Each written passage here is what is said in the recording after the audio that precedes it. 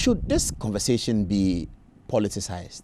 His Excellency the President has done something, and this is not the first time he's done it, or this is not the first time a president has done it. This is not the first time in any country that the president would have done it. This is a power that goes back 500 years old, given by laws to presidents to do. Why is this one a big deal?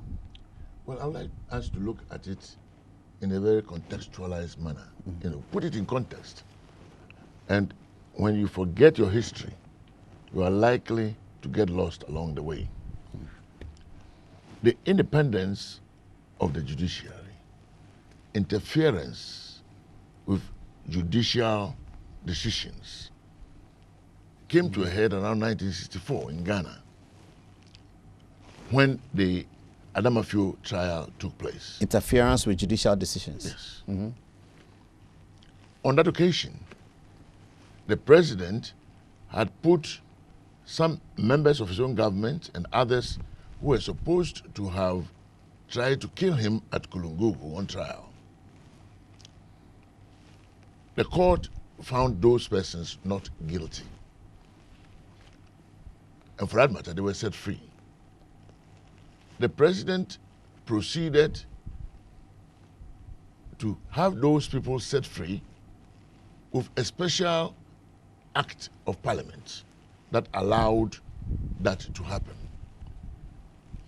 And for that matter, there was this grave interference. They were rearrested.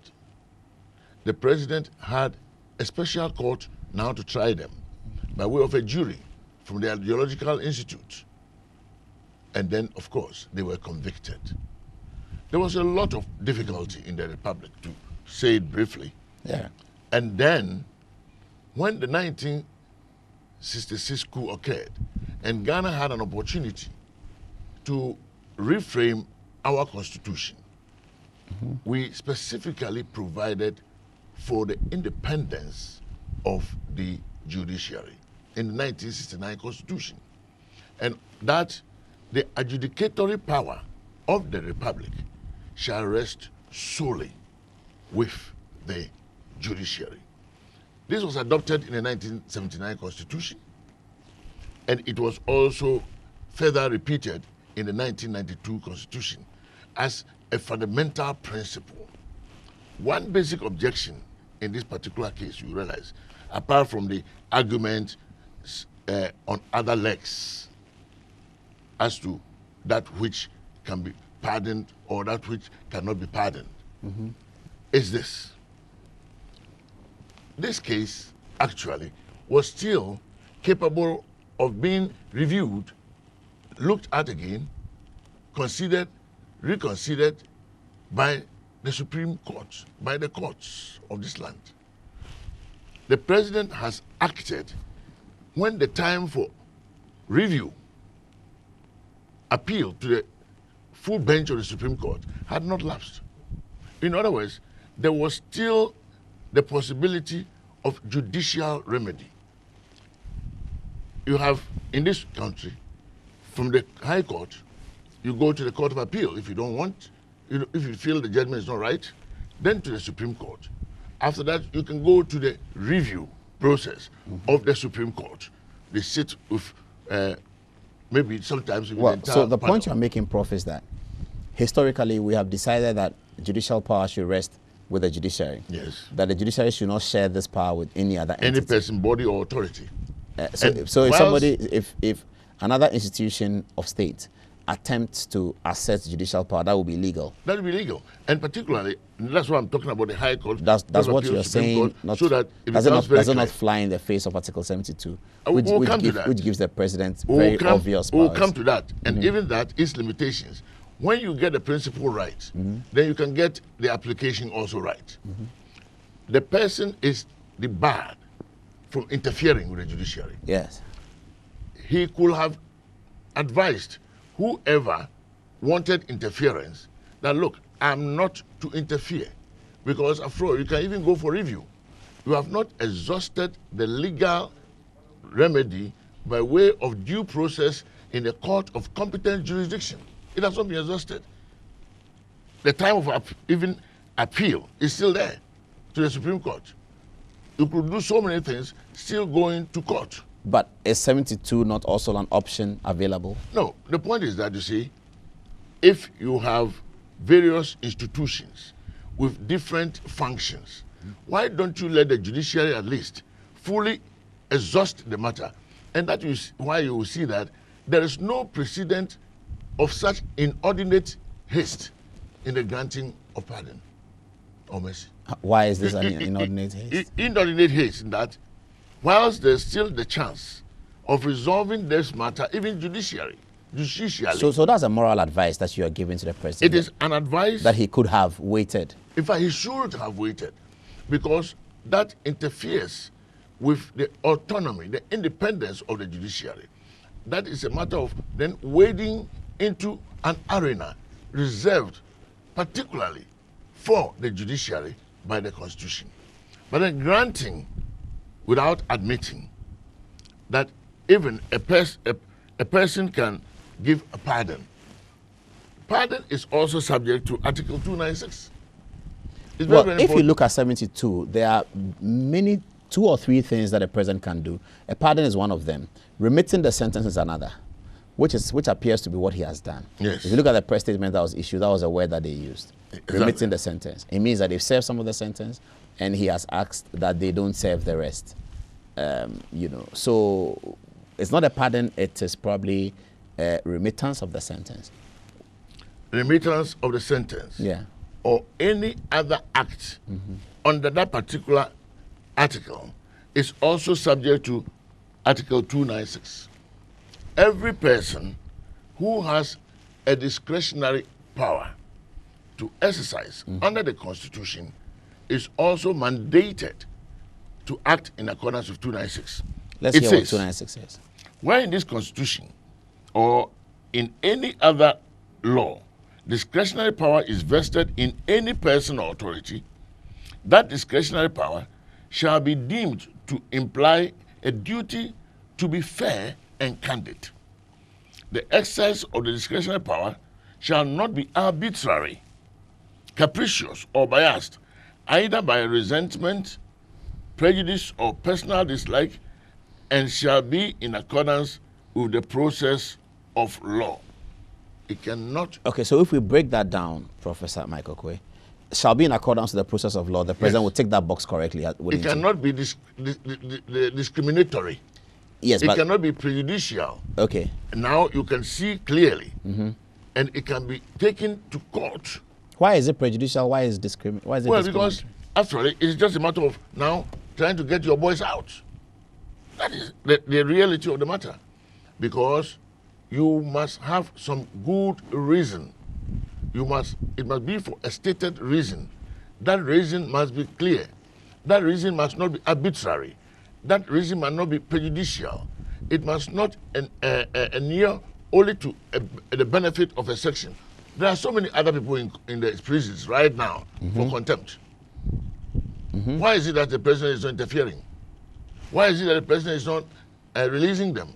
Why is it that he's acting essentially upon the demand of members of his political party? And this is how this becomes essentially political.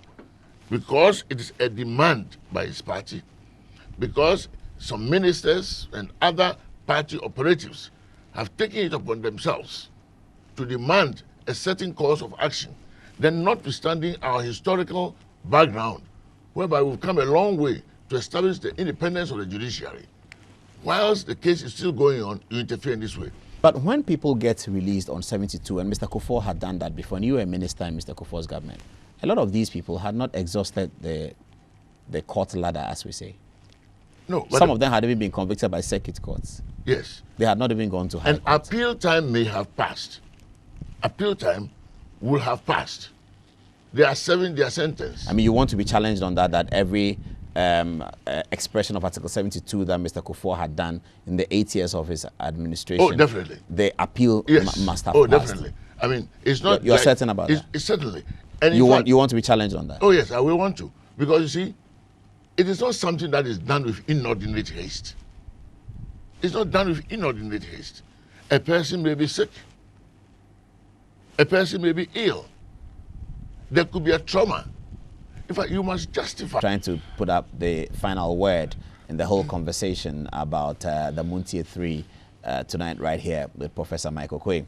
And Prof is just making the point that the president's application of the law was capricious and discriminatory because it appeared that it was being done for specific people based on their relationship, political relationship with the ruling party. And that's why the president did that. So if yesterday's announcement had come in the form of His Excellency the President had released these Montie guys, the 3 of them, plus another 78 prisoners, would it change the dynamics? Well, that is purely speculative. No, I'm just asking you that, But would that have changed the dynamics? Well, the prejudice is established by the exclusivity with which the president that's the point I'm making. Yeah, that's the point I'm trying to extract from you. So No, you are saying that the prejudice is established. It is not just one factor.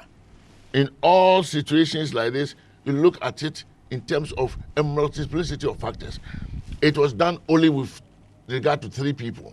Those 3 people are known as members of the president's political party. They are known as people who had claimed that they were actually working for the president. All the facts should be taken into account in arriving at a decision. Let me also draw your attention to one important parameter of this particular matter. Once more, starting from the historical perspective and drawing appropriate conclusions. In 1982, 3 High Court judges were abducted from their homes. Yeah. Together with a retired military major. And they were killed at Bundase Range. Whilst there was a curfew imposed by the predecessors of this government, the PNDC, and people were forced to sleep, members of the government were involved in carrying these people to Bundase and having them ultimately killed, as was established by a court that they themselves put up. In the process, it is very notable that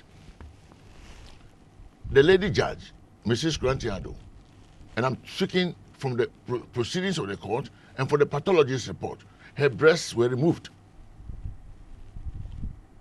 And okay, we've come beyond that, Prof. Wait, a long time beyond. So that you see the heinousness of this particular You mean the threats that they published? And the fact that for what was a juxtaposition of events, it had to be taken seriously.